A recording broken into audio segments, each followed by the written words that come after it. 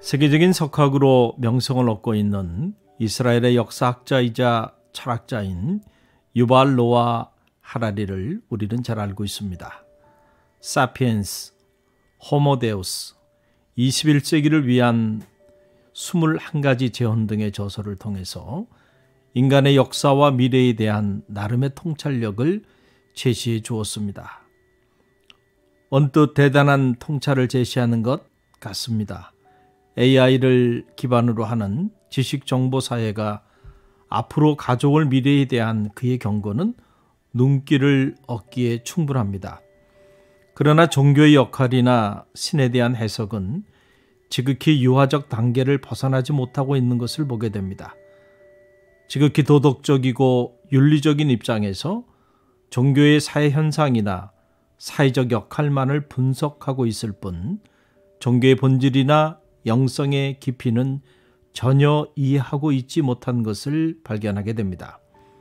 최근에 저서 21세기를 위한 21가지 재현이란 책을 읽어보면 시대에 대한 분석은 그럴싸하지만 그 대안은 참으로 초라합니다. 그 책 결론의 제5부 해복력에 대한 부분에서 개인적 자아 성찰과 마음의 평화를 위해서 명상을 시대의 대안으로 제시하는 모습에서 너무 큰 실망을 하게 됩니다. 이미 19세기 무신론적 입장을 견지했던 니체나 프로이드가 주장했던 내용의 서론 정도를 가지고 화려한 포장지에 다시 재포장해서 설명하고 있음을 알게 됩니다. 하라리는 데이터이즘이 지배하는 세상에서 명상을 통해 우리는 끊임없이 변화하는 자아의 본질을 이해하고 외부의 자극에 휘둘리지 않는 내면의 평화를 얻을 수 있다고 강조합니다. 명상 애찬론자입니다. 인간 스스로 명상을 통해서 마음의 평화와 외부의 자극에 흔들리지 않게 해준다고 생각하는 것이지요. 웃음밖에 나오지 않습니다. 정말로 명상이 그런 능력이 있고 오늘날 일어나는 삶의 문제들을 다 해결할 수 있는 대안이 된다면 무슨 걱정을 하겠습니까? 이런 사람이 인류를 대표하는 석학으로 불리우고 있으니 참으로 안타까운 일이지요. 하라리는 다수의 인터뷰와 공개 강연에서 자신을 이렇게 소개하였습니다. 저는 신을 믿지 않습니다. 그러나 저는 사람들이 왜 신을 믿는지 이해하려고 노력하고 그것이 인류에게 어떤 의미였는지를 설명하고 싶습니다. 신을 믿지 않는 사람이 사람들이 왜 신을 믿는지 정말로 이해할 수 있을까요? 불가능한 일이지요.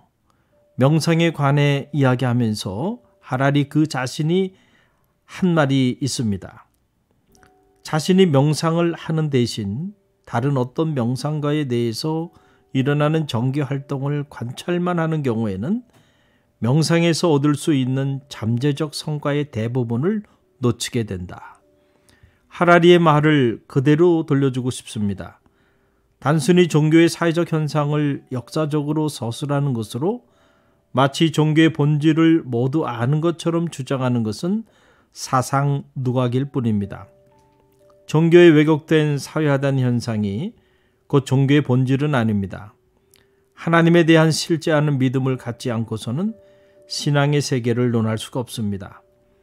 하라리의 신과 종교에 대한 주장은 단순히 무신론자의 시각에서 바라본 신과 종교에 대한 지극히 비판적인 하나의 견해일 뿐입니다.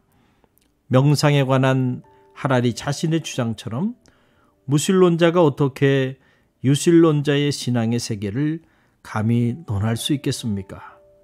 그래서 이미 칸트와 헤겔, 니체와 프로이드의 한계를 넘어선 19세기 가장 위대한 철학자요 신학자인 프리드리히 슐라이르마커는 그의 명조 종교론 서론에서 실제로 종교적 체험을 해보지 못한 사람은 이 책을 덮으라고 했습니다. 아무리 위대한 철학자요 사상가라도 종교적 체험을 해보지 못한 사람은 종교의 본질을 이해할 수 없기 때문입니다. 마지막 때에 너무 많은 세속적 사상가들이 나와서 혹세무민, 즉 세상을 어지럽히고 백성들을 속이고 있습니다.